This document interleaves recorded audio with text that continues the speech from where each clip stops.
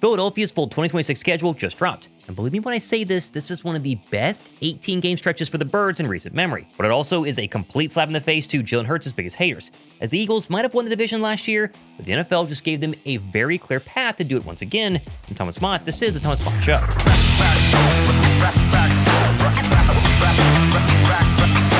It's always hilarious to me to see the reaction to the NFL schedule release because A, no one technically knows right now who's going to be good or bad the May before the season, but also B, it does show who the NFL themselves thinks is going to be good.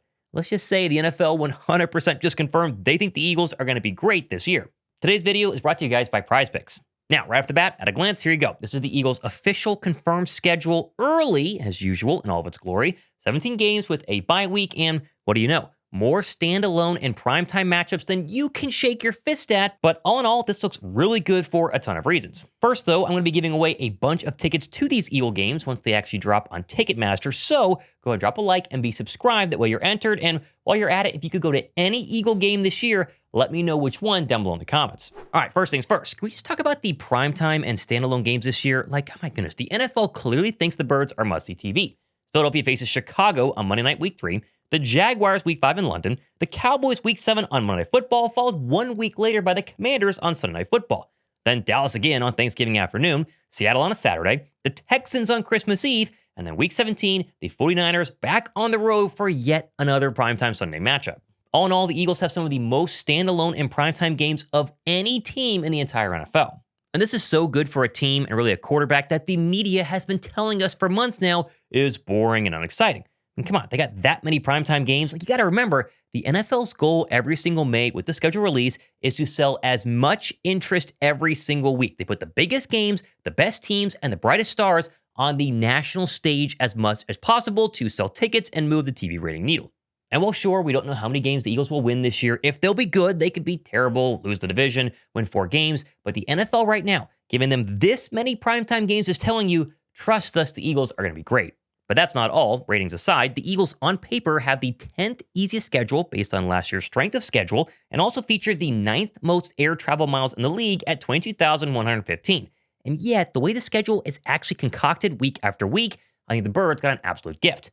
Philadelphia only has a handful of back-to-back road games, like Tennessee and Chicago week 2 and 3, and how about San Francisco and New York week 17 and 18.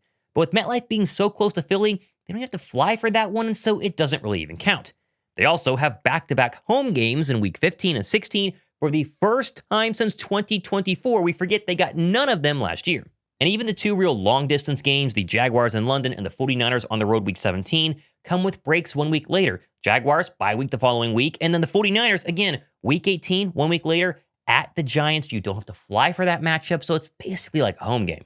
I mean, as we look at this, there is literally no West Coast games on a short week, or cross-country games followed by cross-country games, or 3 road games in a 4-week stretch. All hallmarks of what was a really brutal schedule in 2025. And then when you actually go 4-game stretch by 4-game stretch, or quarter by quarter of the season, it still does not really look that bad for a division-winning football team. For example, first 4 weeks, Commanders, Titans, Bears, and Rams. Obviously not easy, but not impossible.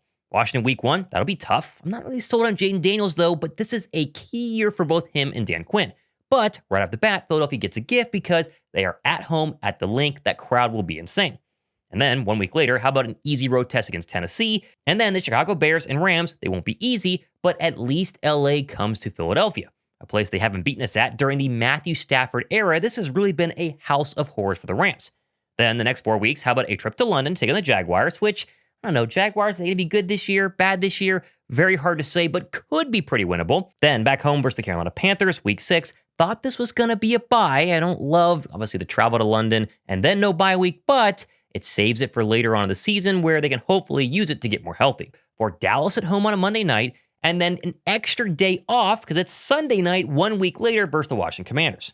Also, I want to give a massive shout out to the sponsor of this video, PrizePicks. As yes, our Sixers are out of the playoffs. I know it's a bummer, but the NBA playoffs are still going on. If you want to win cash like me, well, PrizePicks is the #1 place to go ahead and do it. It's also super simple. Like, seriously, you just pick more or less on a few player stats to build your lineup. What's great is PrizePicks is available in most states, including California, Texas, and Florida. I've been loving the Cleveland and Detroit series so far. Done pretty well on it too. I'm going to keep it very, very simple for Friday night. We're going to go Cade Cunningham more than 1.5 3-pointers. I think he's going to have a very big game and hit multiple 3-pointers. We'll go with Donovan Mitchell more than 5.5 rebounds plus assists. I think he's going to be fine on the assist route. Rebounds can be a problem, but 5.5, I like that one right there. And then Jared Allen, he's been getting some serious dunks and some good points there. I'm going to go more points, rebounds, and assists than 21.5. And right now, PrizePicks has a great offer for you guys where you play $5 and get $50 in lineups instantly. All you have to do is download the free app, which is linked down below in my description box, and use my promo code HMA whenever you go ahead and sign up. Again, it's all down below me, code HMA. Get started with PrizePicks, and let's win some money this Friday night for the NBA. Honestly, I love this next stretch, week 10 through 14, because Dallas in week 12 was really the only game that has me kind of concerned. I mean, listen, the Indianapolis Colts, by this point of the entire season, are we really that scared of, I guess, Daniel Jones? Arizona, likewise, for sure, is playing Carson Beck by this point of the season. Nothing special going on there.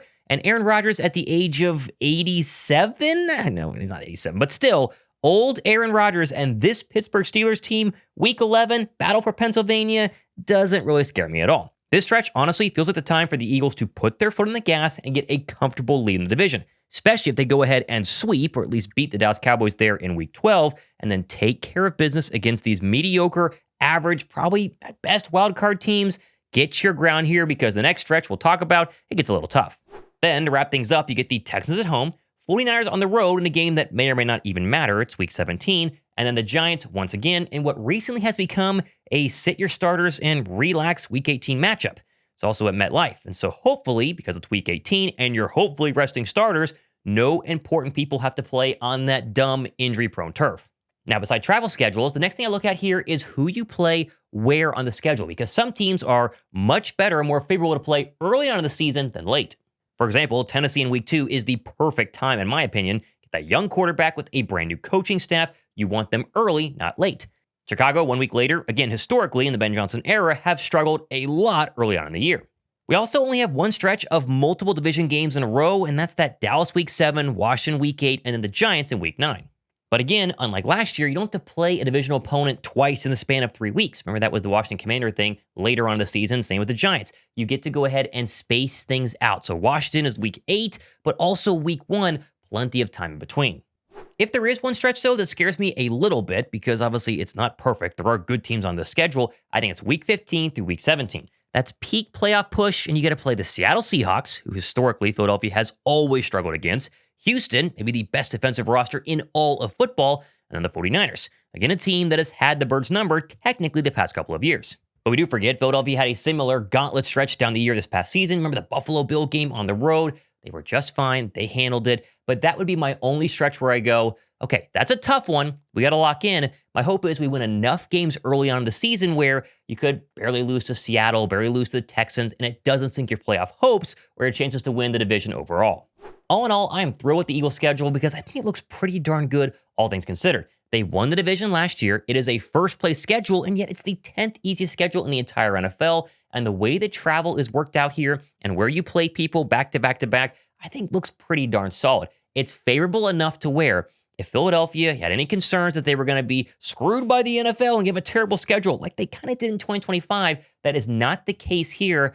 I see plenty of opportunities to beat the good teams, crush the bad teams, and not have a lot of stretches where you go, boy, they just need a break and they can't have one again like it was this past year. Give me your thoughts down below. How many wins do you see? I think I'll do a TikTok and a short game by game to kind of go through it all. But again, I'll let you guys know. Subscribe to go ahead and follow that. And make sure you get ready for what's going to be a very interesting next couple of weeks because OTAs and minicamp are going to be happening. We'll cover all here on the channel. I'm Thomas Mott. The schedule is here. This has been the Thomas Mott Show.